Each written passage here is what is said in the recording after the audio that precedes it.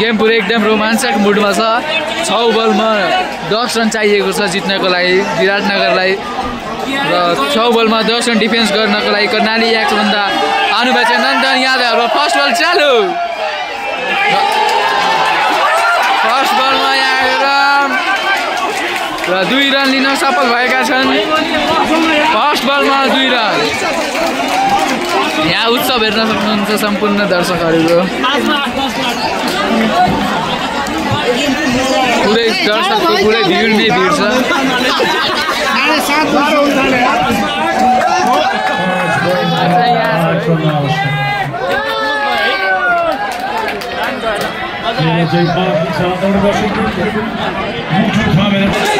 दोस्रो बल चालु भइसक्यो। दोस्रो बल हेर्न सक्नुहुन्छ। दोस्रो बल चालु मात्र 1 रन चाहिँ डबल लिन कोसिस। 1 रन मात्र आएको छ। नन्दन यादव डिफेन्स गर्दै 1 ओभरमा 10 रनको लागि 7 रन। 4 बलमा 7 रन चाहिएको छ। 4 बलमा 7 रन चाहिएको छ। यो हेर्न सक्नुहुन्छ यहाँ बोर्डमा। सन्दीप लामे सामे स्ट्राइकमा। अब चाहिँ स्ट्राइकमा हुनुहुन्छ सन्दीप लामे साने।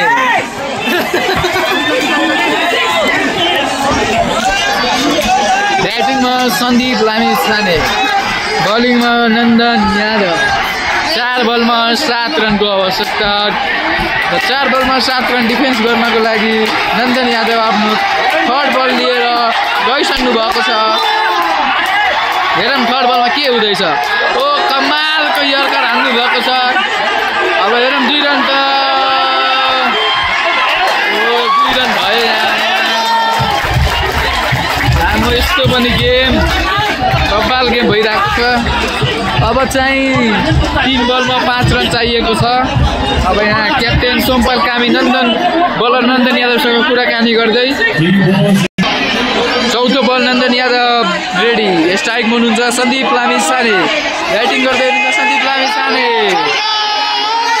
यहाँमा विकेट। ओ सिङ्गल लिन सफल। डट भएर 22 मा सिङ्गल आएको छ। अब चाहिँ 2 मा 4 एकदम गेम रोमान्टिक। स्ट्राइकमा सेट ब्याट्सम्यान बसिर अहमद जो 56 रन बनाएर खेल्दै हुनुहुन्छ। अब उहाँ स्ट्राइकमा।